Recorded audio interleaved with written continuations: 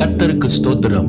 இந்த நாளுக்கான தேவ வார்த்தை சங்கீத புஸ்தகம் 84 அதிகாரம் 10வது வசனம். 1000 நாளை பார்க்கிலும் உமது பிரகாரங்களில் செல்லும் ஒரு நாள் நல்லது. இந்த நாளின் தேவ வார்த்தையின்படி ஆண்டவராகிய இயேசு உங்களை ஆசீர்வதிப்பார். தானியேலை பற்றி வேதத்திலே வாசிக்கும் பொழுது அவர் தினமும் 3 வேளை ஜெபிக்கிற மனுஷனாய் இருந்தார். தேவ சமூகத்தை தேடினபடியினாலே ஆண்டவர் வெற்றி உள்ள வாழ்க்கையும் ஆசீர்வதிக்கப்பட்ட உயர்த்தப்பட்ட வாழ்க்கையை அவர் சுதந்தரித்து கொண்டார்.